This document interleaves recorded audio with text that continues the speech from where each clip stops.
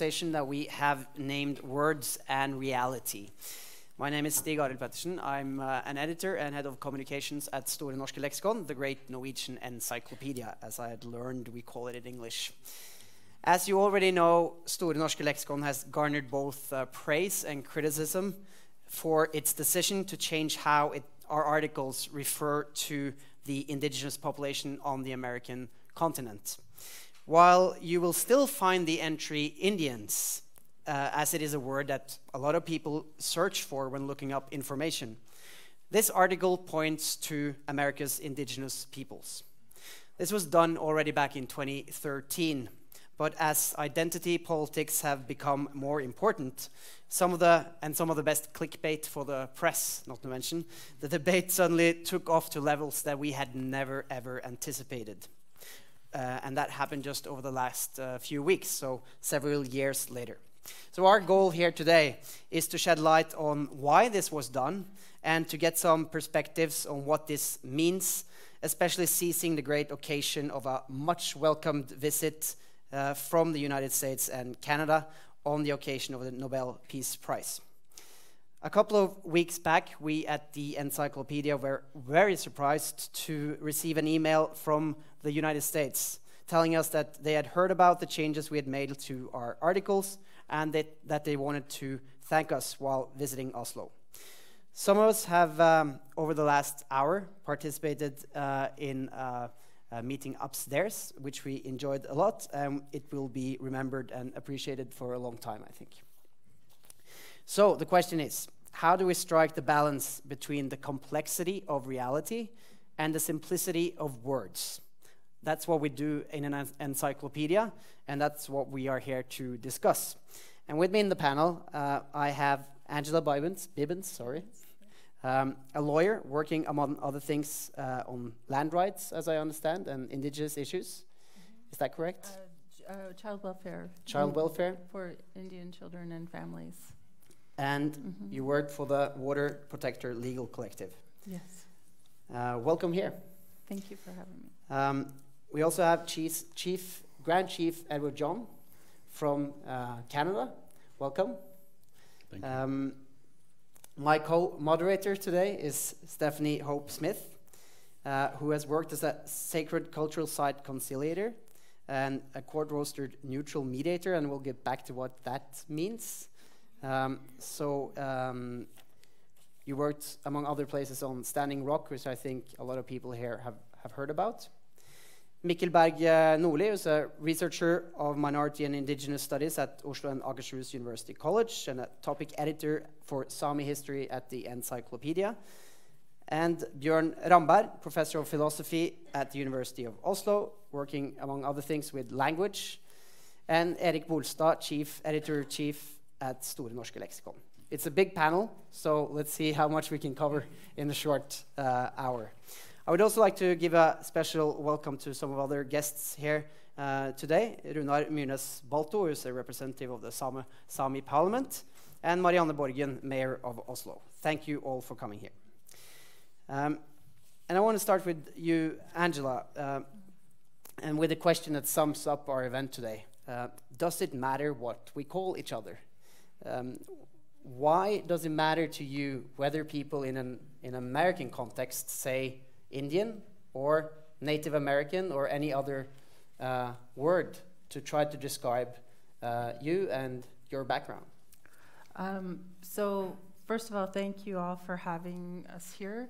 And when I was upstairs at the reception just moments ago, I was able to introduce myself in Dakota, which is our Aboriginal language, indigenous language. And I use the word to describe myself and my heritage. I say the word Damakota. So I'm Santee Dakota, but Damakota, it has a very multifaceted meaning. It's not just that I say I am Dakota. When I say that, that's part of what I'm saying. But I also say that this is my life way. Dakota is my life way. And there's a whole host of values and principles that is wrapped up in that. but it's simplified by saying, I am a peacemaker. So when I say Dhammakota, I am relaying to my relatives a richness that is connected to values, that's connected to ancestors, that's connected to future generations, that I respect the place that I come from, I respect the land that gives me life, and the water that I was born from. And so it is very meaningful, the way that we use words to describe ourselves. There's no single word in English, which is the language I was raised speaking, that encompasses all of that, the way that Dhammakota does in my indigenous language. So when people use the word Indian, what do you think about that word? It's a word that is in our common vernacular. I think I was asked the question by one of the Norwegian reporters upstairs about how have we on Turtle Island started to have this discussion the way that you have here, and the answer is not really on this national academic kind of level. It gets debated, but the word Indian it's in our constitution, Indian tribes. Even the term that I know that you have taken out of your encyclopedia, we have this word in our constitution, this phrase in our constitution called merciless Indian savages. It's in the founding fathers' founding document. And so we still use this, like when I was just introduced by you a moment ago and I said I practice Indian law, that's how it's referred to. I practice the Indian Child Welfare Act for Indian children and families. It's a legal term. And so would we have that conversation? Maybe. Is it important? Probably. But with 567 federally recognized tribes, even amongst indigenous people on Turtle Island, there's going to be some dispute and disagreement about how we name ourselves. Many of the federally recognized tribes, the names for tribes are not their own names. I have a lawyer sister friend who is enrolled in the Nez Perce tribe. Her indigenous name for her tribe is Nimipu. I didn't know that until I worked with her at Standing Rock, because it's not how they're recognized by the government in our government-to-government relations. And even in her region, there's another tribe named Colville. That's a tribe that came from a colonist explorer, the Colville tribe. That's not how they refer to themselves either, but that's how the federal government recognizes them. So there's a complex history that is behind this discussion, and I appreciate the opportunity to, have it openly as a guest here. So thank you for that. Well, thank you. And Chief John, I apologize for the very brief introduction earlier, but I thought you could have the chance to introduce yourself a little bit and your background, and what the expression word Indian means to you. What connotations does that have, and why do we need to think differently about it? Well, I'm Dene. Dene is the language group that Dene means people. Akutlat Dene, specific to my territory, we say Las Dene. And we never ever thought of ourselves as Indians when we were kids. We didn't know that word. So I'm going to ask this young lady over here, when I say the word Indian, what's in your mind? Any of you? This here? lady here. What's in my mind? Yeah, what do you see in your mind when I say the word Indian? I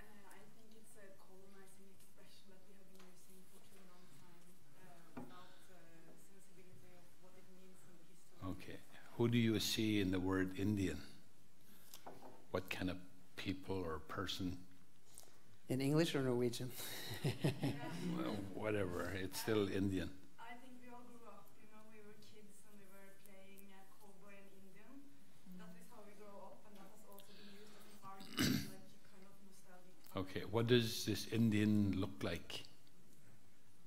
I think if I can speak about my childhood, I think we were dressing up with feathers, you know, we were using maybe the same costume that our financial minister used a couple of months ago. That was also a big discussion before this change in the Norwegian lexicon. So it's all this Stereotype. thank you, ways of seeing each other, which, yeah, I don't know. And I think that's the right word, is a stereotype. Because when you're talking about the word Indians, it's the entire Americas, except for the Inuit in the very far north, to the tip of South America, the word Indian. So it's a common terminology that's, I think it's largely a misnomer to begin with. And it doesn't really convey, when you use the word Indians, we have so many different languages, so many different traditions and cultures, that the term Indian will be most likely prairie tribes with, as you said, the feathers and the powwows and those really important traditions, even that it's not really correct to their ways. So I think it's really important to have the discussion, because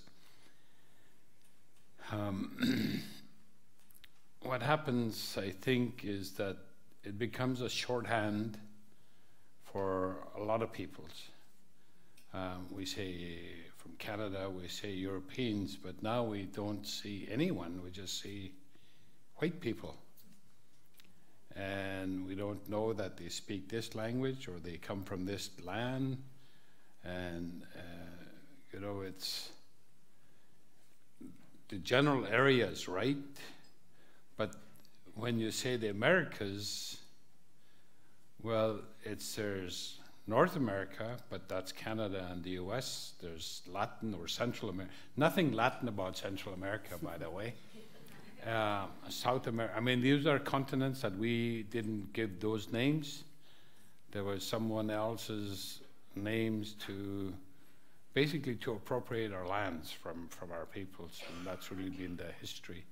So I think what happens is that you put a label on people, and then you're able to manipulate that label to the way you want it for your own public, largely.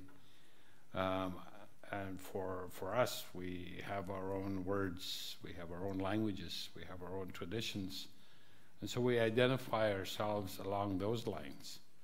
Like I said, we didn't, when we were children, we had no idea of the word Indian, what it was, except when somebody said, you dirty little Indians or something like that. And, we're not dirty. We didn't know about Indians either until somebody told us that they were somewhere else in another part of the world, and that they were different altogether. So that discussion, that dialogue is important to make sure that we have it right. As original peoples in Canada, we have 633 communities, but many of them are those people who speak Cree on the prairie, or the Algonquins in the eastern part of Canada, or the Mi'kmaq, or the Maliseets, or the Inuit, or the Dene, or the Halkominum peoples, Hunkaminum peoples, the Haida.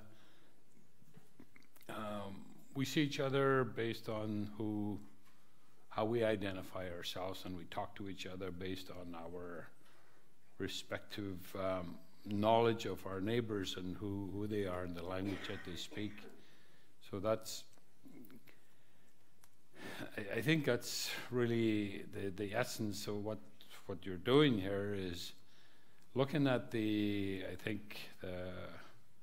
misconceptions and trying to find a proper way to describe the original peoples in those two major continents and that little halfway down between the two big continents. Kayawate, we say, Kayawachat, the language, the land, the ancient homelands of our peoples we call. We don't have turtles up in my country, so we don't say Turtle Island. We have our own word in our language. That's how we refer to it.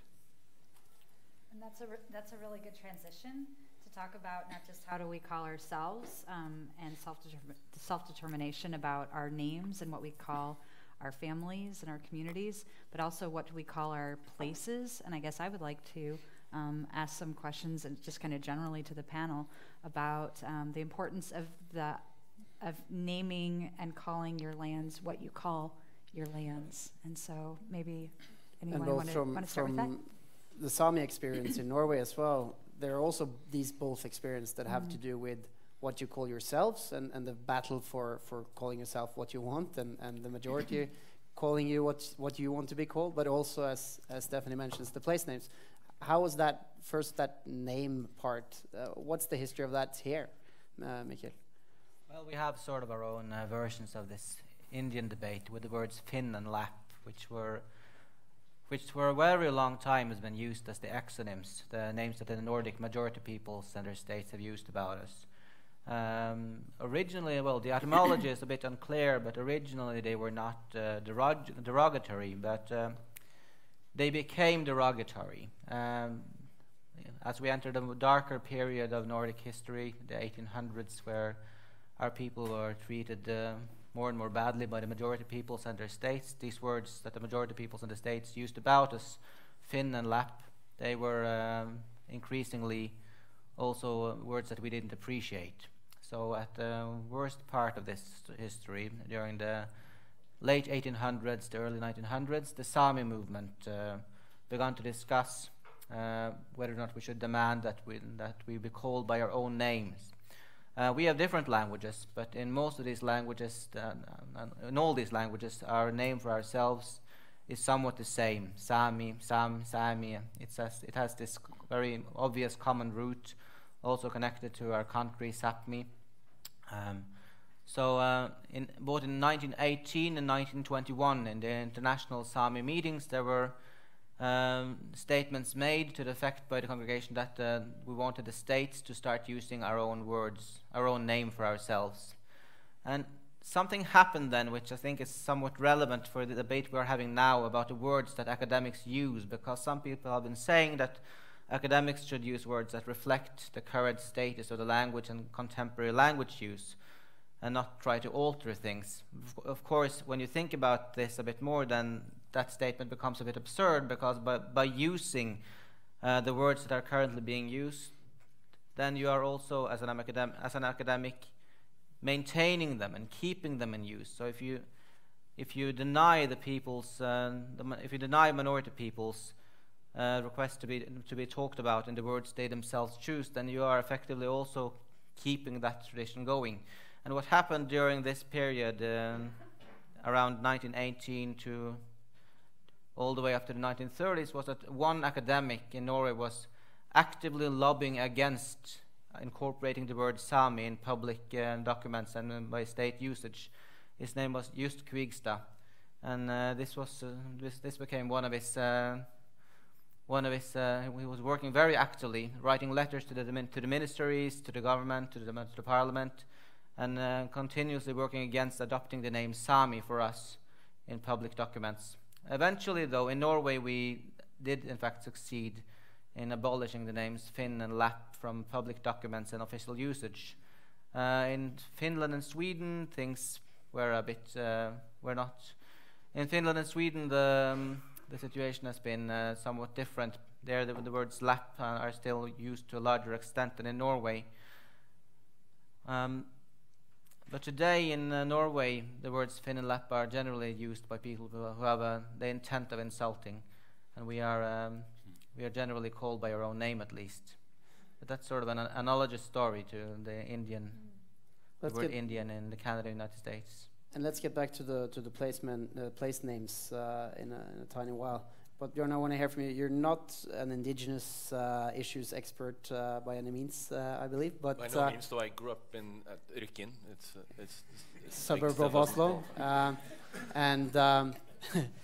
but philosopher, and you know a lot about what words mean to us and what we think around them. And I mentioned identity politics in the introduction here. Why do people care so much? Why do we care so much? Why is language such a great identity marker to us? And why is this more important now than it feels like it's been ever before? I'm not sure it's more important to us now than ever before. I think it's always been very important to us. And the funny thing about language is that the language we happen to speak seems so completely natural and adequate at any one time. It just seems to capture exactly the way things are. And so when people start challenging that, we feel that they're challenging our very grip on the natural way to categorize things, right? I mean, words have many properties. Some are useful for using them to say things with, but we do a lot of things with words, and we mark our social relations, our grip on the world, our way of categorizing things. And that's fine, usually, when we talk about furniture and food and so on.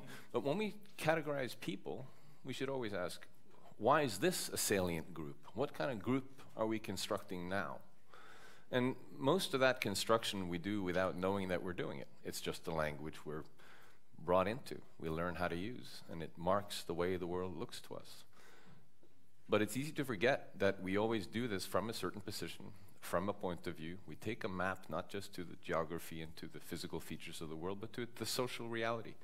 And social reality is colored by a lot of terrible things, which we sometimes hide from ourselves by insisting on using words the way we've always done. And it seems such a straightforward thing that people should be able to identify themselves in their own terms, relying on the categories that come naturally to them. And yet, many of us feel very challenged when as a result of this, we're asked to rethink how we talk about other people and how we group them. So the one question is, why do we group people the way we do? And the other question is, why are we so emotionally attached to it? Why does this stir so much emotion in us when people challenge this? And what seems to be, it should be a matter of courtesy and decorum to let people decide what terms we talk about each other in, right? But it clearly isn't. It's a lot of emotion. At the encyclopedia, we have received thousands of comments on this change, and some have been very interesting. For example, did anyone ask the Indians about this? Which was interesting comment, but also one commentator wrote, because he had played what he called cowboys and Indians as child, he said, with this we took away his childhood with a stroke of a pen. And we were kind of, well, maybe this is about someone else than you. And so how do we think about this when we build our 190,000 something articles in the encyclopedia, Eric? Why was this change made at all? Well, it's been like some strange few weeks, because I mean we've never received as many angry comments ever before for a change that we actually made 4 years ago. And that was after taking Christ out of the encyclopedia. Yeah, that's sort of been, we've had 3 sort of heated debates in the encyclopedia, and that was when we removed before and after Christ, and when we removed the hymen, which in Norwegian used to be called the virginity seal. That also caused quite a debate. And then the Indians. And I would like to say, I mean, we have not removed the word Indian from the encyclopedia. It's still there, and it says that Indian is an old and traditional way, a word for indigenous Americans. But we had 709 articles in the encyclopedia about Indians. 709, which is quite a lot. And we want them to be more specific, and I should say what people we're talking about, because it's different cultures and just feels weird to use a word Indian for all the people like throughout the American continents. And Eric, I think, can you give a couple of examples of those kinds of articles? To think about 700 of these, what would can you give a couple of examples of where this would be in? history of Peru, history of Argentina, history of the US, Sitting Bull, Lakota, different lakes and geographical features, articles about all the American states and their capitals, and who used to live there and didn't live there, and it just says Indians, Indians, Indians, Indians everywhere, and it's just more relevant to actually write who were there and be more specific. It could say, for example, a capital of a state has this name. It comes from Indian language. I mean, how much does that tell you? You know, but it's a legacy, and a legacy I guess we work on, and we're dipping into place names here.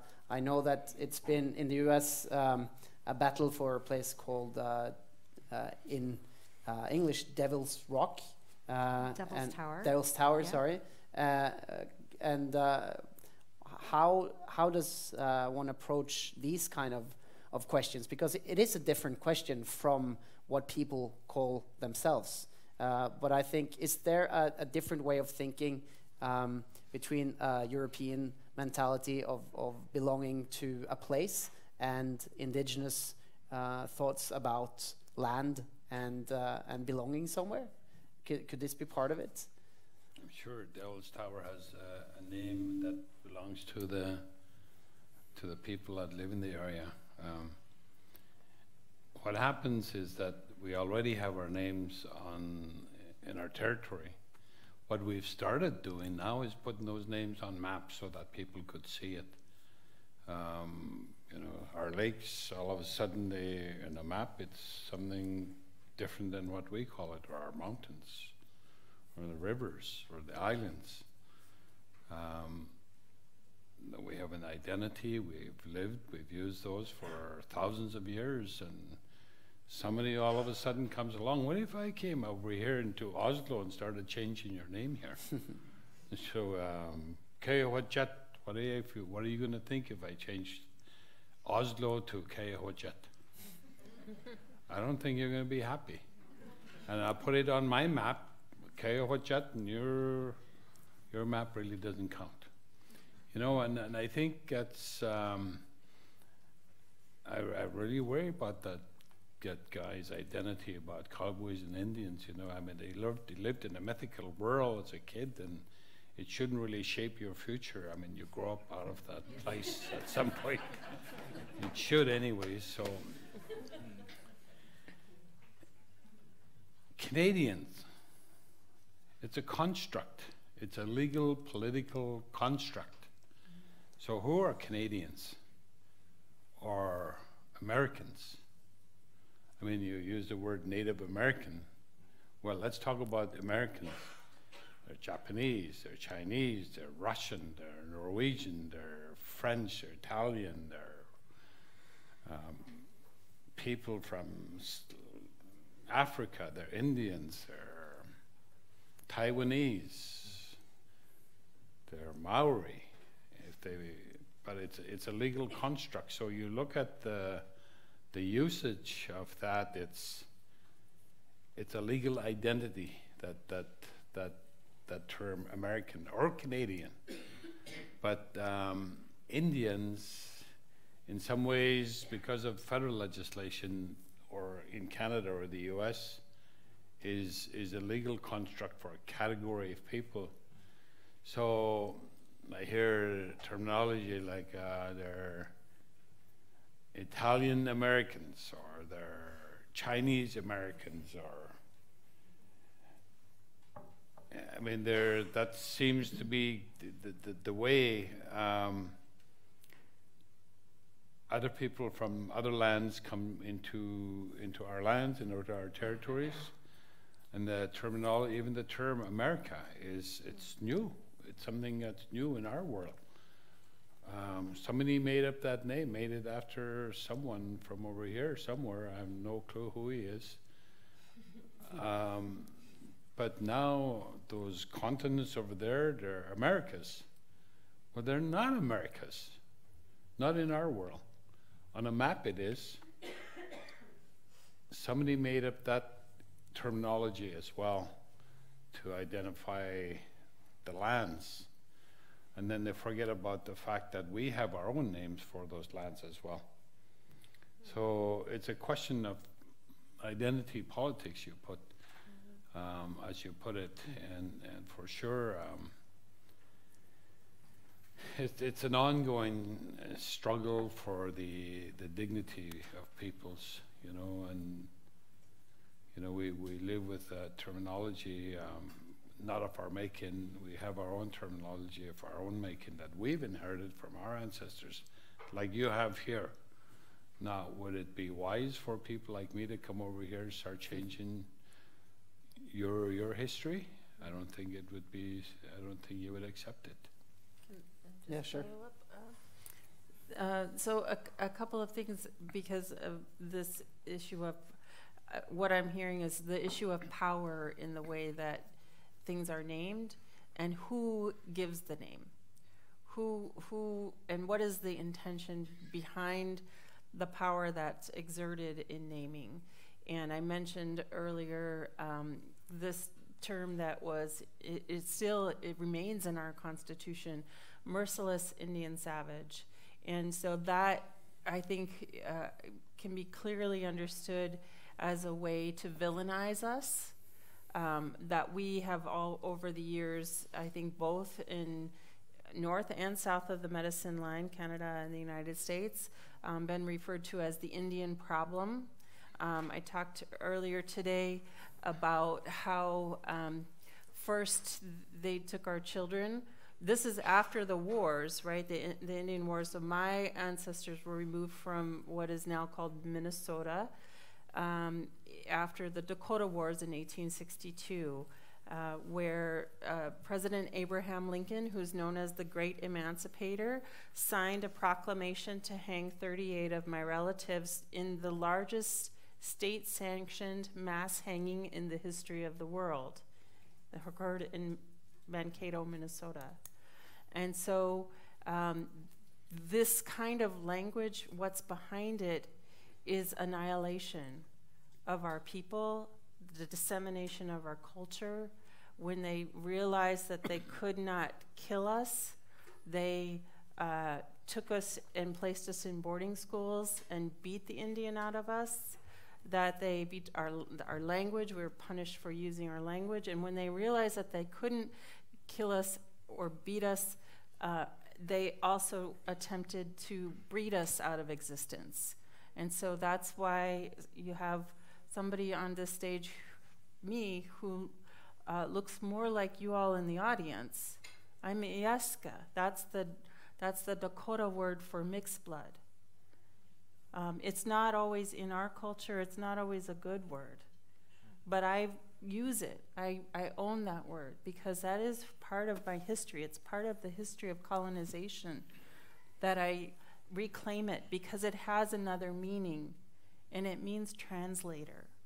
And so when I use Damakota Ieska, I'm mixed blood Dakota, I am saying, I'm acknowledging my place that Creator put me in this world to walk in both my traditional cultural world and in the colonial world, because I wear the face of the colonizer.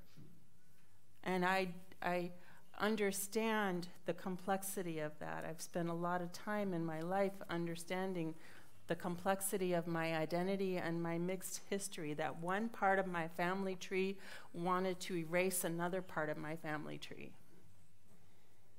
So I think it's really important that you're having this discussion, because these words, they come with a serious and protracted genocidal historical context.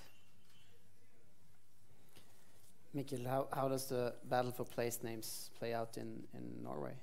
Yes, erasing words to erase a culture and to erase a people, that's something we know a lot about here, at least the Sami. Maybe not the majority knows that much about it, but once you get to middle and north Norway, then the hills, the rivers, the mountains, the villages, the towns, cities, they have Sami names also, but you generally won't find them on the maps, you generally won't find them on the signs, because at some point someone decided that these names do not belong on signs, they do not belong on maps, only the Norwegian names belong there. And this is, for us, this is not just a matter of protecting our identity, it's that true, but it's also just a matter of keeping these names from being altogether forgotten. This is our world, this is how we view the world. We have Sápmi, we have the names of the places in Sápmi, and then this is just never communicated outside our own media, more or less. Every time we want to put up a sign, then there's an enormous controversy about it. It's getting better, but it used to be a lot worse. If you put up a sign, someone shoots at it, someone paints over it. The political parties that suggested it lose an election over it in the local elections. This is quite a salient issue. And I'm always sort of amazed by that, because for us it's just a matter of getting people to know and also remembering the names, getting people to know that the names exist, getting the names to be remembered, and someone manages to mobilize so much aggression over that. It's not like we're trying to remove the Norwegian names, but you'd think we were, from the level of aggression we reach in these debates. And it's a bit, it's just fascinating, really. And it seems like some people don't think that there's room for more, that things have to be replaced. How do we do this in the encyclopedia, Eric? Are we good at including place names of minorities? I just reflect that, I mean, we have experienced someone else coming and changing our place names here, like for the majority population as well, just not for a lot of place names. I mean, the Danish king renamed Oslo after himself. He called it Christiania. His name was Christian. And it was called Christiania for years and got changed back. I mean, it's not a parallel example, but it's an example of someone coming from the outside and changing names. What actually annoys me, like personally, as a majority Norwegian the most, is that Anne, as an encyclopedist, I mean, I like putting things in order and, is that the state, and it is actually the state, is a state mapping agency, refuses to register Sami place names outside of northern Norway. I mean, my grandmother was a teacher at the school in the forest just north of Oslo, Nordmarka skole.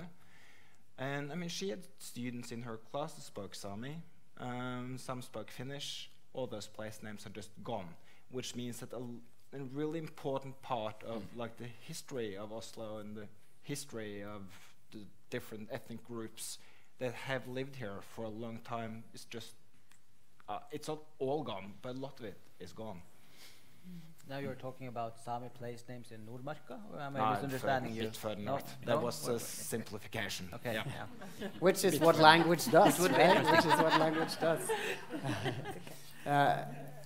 And Björn, what do you think the difference between people's names and place names?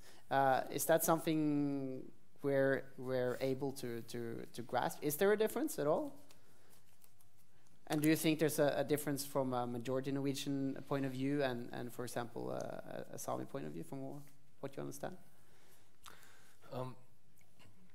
Well, when we speak of place names, we're speaking of proper names, individual names of individual places. And they're always embedded in a larger cultural context, the history, and so on, right? But when we talk about categories like the term Indians, we're talking about ways of grouping people. And as Angela made very vivid, that category has its cultural and historical home in a project of oppression and decimation, obliteration of relevant differences, exclusion, making invisible. And yet, it seems, many of us feel, well, I can just take that word and use it my way and I can forget about that whole history, as if words get transformed by my particular intention. Yet it hurts to be told, when you're using terms where you don't intend to participate in any of those things, but you're being told that, look, the categories you're using draws you into a very ugly history, and you can't pretend that that you're sort of shaving that away or shaving it off. Place names can have similar effects. We can be ignorant of the way that place names alter cultural history. We just take them over. We don't know what places used to be called. We don't know what kinds of features in a geography get named, for instance, right? That can vary across cultures. And so it's about becoming aware of the fact that by using the language that comes naturally to us, we are participating in making the world be a certain way, in recognizing some people and not others, recognizing some claims and not others, engaged in, if you like, power projects, like you say. But we don't like to be told that because we may not intend to, but we can start by realizing that we may well be involved in projects that we don't necessarily want to condone. And how do we find out? When we listen, when people protest. We listen to people who have other stories, who have other words, have other suggestions, who tell us our own story in other words than we're used to using. That's how we begin. So that, to me, is sort of the ethical zero hypothesis, right? You start there and you open up and you listen. And it's very interesting to see how our reaction is to become defensive. We don't want to be challenged on these assumptions. And speaking, Stephanie, on protests and place names, I mean, what has come to a lot of people's attention so the last couple of years is the conflict around Standing Rock in the US. You've worked there and you work in this crossroads between Native American issues, majority society demands. Have you seen that conflict sort of raising these questions we are discussing now up to a new level of more understanding, or has it created just more conflict and less understanding, do you think? I'm going to do a redirect because okay.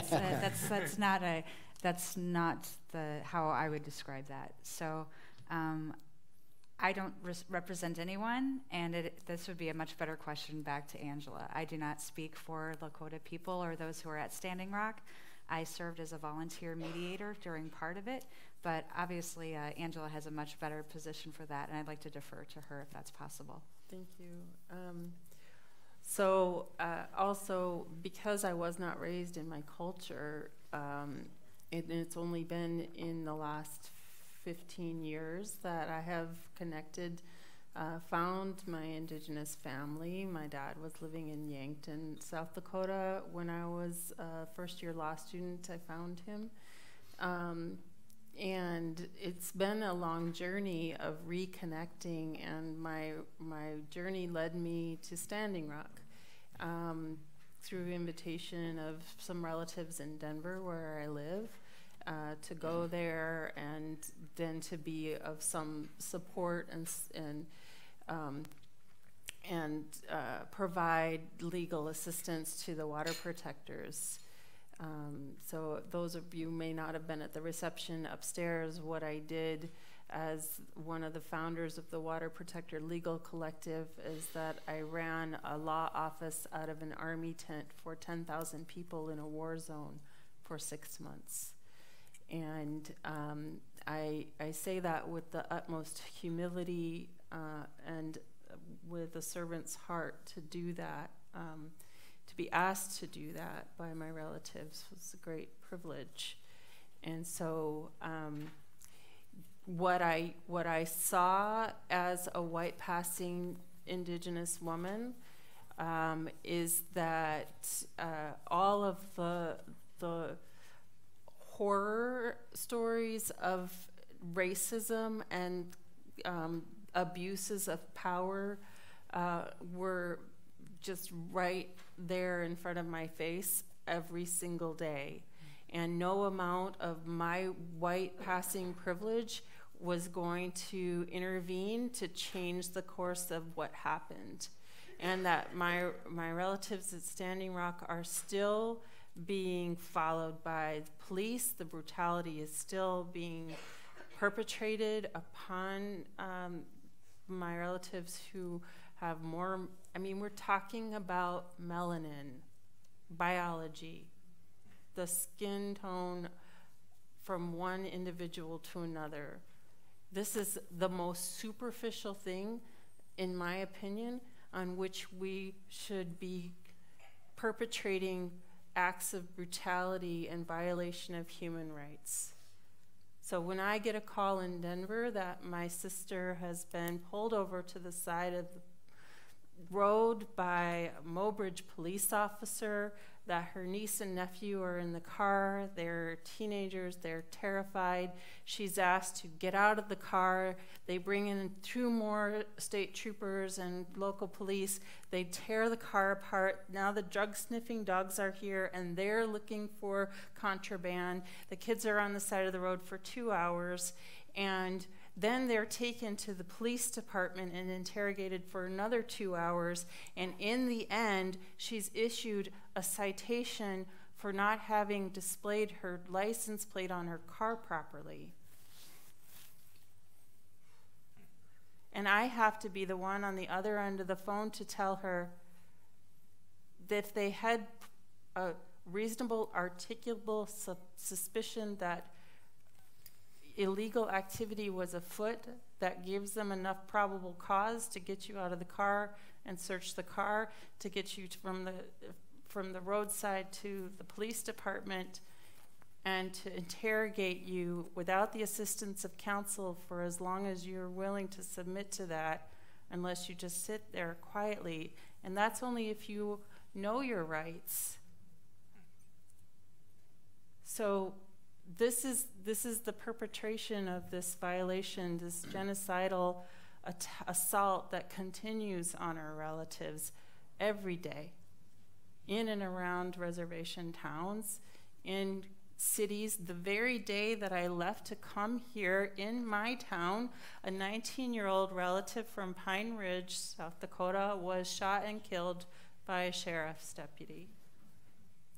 That's a young man and a family that will be devastated for generations to come because of this atrocity, this loss of life. And so while I don't speak for my relatives, I don't experience firsthand the kind of racism that my relatives who are gifted with, beautiful shades of brown, I am standing in solidarity with them. While they have to endure this kind of racism, I try to act as a buffer between the injustice system and the authorities that abuse them. Thank you. Thank you. Mikkel? Yeah, we've been through names of nations and names of places. I would want to talk about names of persons. At one point, the Norwegian state decided that our names weren't good enough, so we had to get the proper Norwegian names and be registered under those names instead. Today, well, many of us just have Norwegian names. A lot of us have double names, informal names in Sami and registered names in Norwegian. And some of us also have Sami names registered formally now that the legislation has opened up for that somewhat, although we still can't use all our letters. So this only, if we happen to have one of those letters that aren't registered and that we can't use, well, then we can't register our names formally. Well, I'm just wondering about the policy in Canada and the United States about this. How are you allowed to use your own names, or do you also have this double name policy? Or please talk about that. I would want to, if you want to. Well, we have our own names for ourselves, but they're like your names. Some people can't pronounce it with English letters. Mm-hmm. And so even though we try to write it with English letters, sometimes the English letters cannot reflect the words of the sounds that we have in our own language. So I think it is mixed. You see now a lot of Christian names. Mm-hmm. So my name's Edward John. Well, 2 first names, right? Where did that come from? Well, my uncle thought it was a good thing to name me after some English king. And then my last name came from my grandfather, so my dad's dad. So it came, they started changing it within the generation of my grandparents. Prior to that, it was all our own language. Now we see the younger people are going back to the names that we've had, and the meaning that's associated and the origins of who we are as people. So we're doing it consciously, deliberately, and because it's our identity. You know, if you look at the name and the history of the name Edward, well, it's got some kind of history over here in England or wherever it is. It's always behind me. I'm walking away. So there's a history of that name somehow, somewhere, but doesn't come from where we come from. So that's really, you're talking about identity politics. For us, it's really a matter of survival. You know, it's not just about politics it's about really rooting ourselves in who we are. You know, so I'm really feel sorry for those that want to sing the one little Indian, two little Indian song. What are they going to sing now? You're not the only one who've made this point over the last 2 weeks, I promise you that. I'm sorry that it's time to forget that song, I think. Exactly, it's time to forget it. I'm sorry that we're running out of time we have here, but at the end I would really love if the representative we do have here from the Sami Parliament, Runar Municipalto, could say a few words. I don't know if the sound, the technician has, if that microphone over at the stage can work. Yeah, so if you could use the one up there. Elected official, elected representative of the Sami Parliament.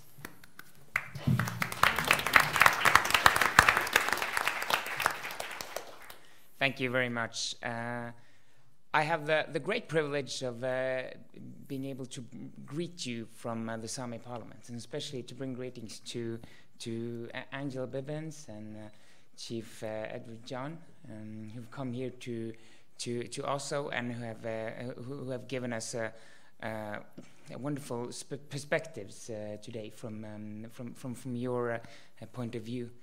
As indigenous peoples, we know we in the Sami context and in the Sami Parliament, we very much feel like as peoples we do have a strong bond. Indigenous peoples worldwide, we have the same kind of issues. The panel has been touching upon this today, and in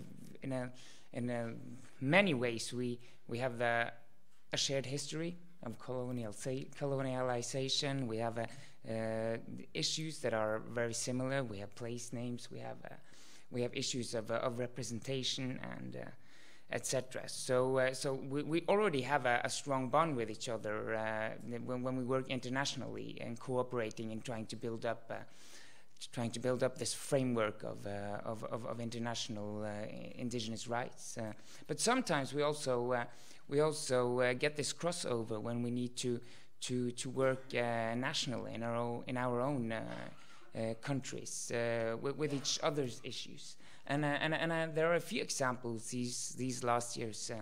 One example, of course, is the Standing Rock issue, where you had Norwegian banks being involved in having invested in the Standing Rock pipeline, and also the Norwegian state-run oil fund having invested in this in this pipeline, which of course made us also created a huge anger, so to say, but at least, but also a political will within the Sami movement, in the Sami Parliament, and also in Sami organizations to work on this issue, because of course we need to help our brothers and sisters from other nations when there are things that concern us directly. Another example is when the Maoris came a couple of years ago and complained that Statoil was coming to drill outside Aotearoa, which is their name of New Zealand. Of course, we had to engage the Sami parliament and in Sami politics on that issue. And then there is this third issue, which of course is what we're discussing today. Is it's the issue of how we are represented in our different countries. And what has not been named in this panel discussion, but which I think is very important, like what happened this autumn, is that a couple of weeks before this debate that was about how the encyclopedia changed the name, we had this huge national debate about the finance minister having worn one of the traditional costumes of the indigenous peoples of North America, and which prompted this massive debate in Norway. They have that first and foremost, we had a reaction from someone, especially from the Sami people. Our president, Eilik Eskerdal, she was one of the ones who reacted to this, and then you saw this massive counter-reaction from majority Norwegians who were so offended that someone would be offended by the fact that the finance minister was wearing this costume that everyone had been wearing since their childhood. So and within this there was this massive, also I would say, a lot of negative comments, both about the North American indigenous peoples, but also about the Sami people, which I have rarely seen in a national discussion that so much legitimized sort of racial and cultural and I'm not going to use the word racism, but at least this huge, this really negative way of describing the indigenous people. So we know that we have a long way to go on these issues, and I think this was the fact that you have this huge debate also about the encyclopedia. I think it's connected to the fact that we just had this enormous debate, and that we have come to a place in this country where we are debating these things, and I do believe that the fact that the encyclopedia has changed policy on this, I think it's really wonderful, and I'd like to thank you for it. And I love the fact that our indigenous friends from the United States and Canada are here to thank the encyclopedia for that, and to put a positive spin on it, because I think this is all a part of us together changing the national discourse on these issues, so that in 10 years it's not going to be that weird for people when somebody says that, hey, it's not all right to represent people in this way just because you've done it all of your life, when somebody is offended by it. So yeah.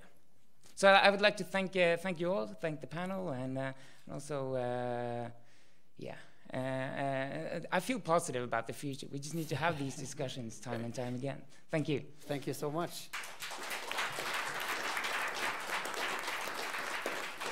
And thank you all for coming here and sharing your views. I, for one, has learned a lot today, and will try to continue to learn about these issues to improve the encyclopedia even more, to try to show the diversity of the planet we're living on. I thank you so much for coming to Oslo from abroad, and thanks to you guys who didn't travel this far, but I value your views as much. Thank you all for coming here as well. Hope you continue to use the encyclopedia. We appreciate that, and hope to see you next time we hold a debate like this. Thanks.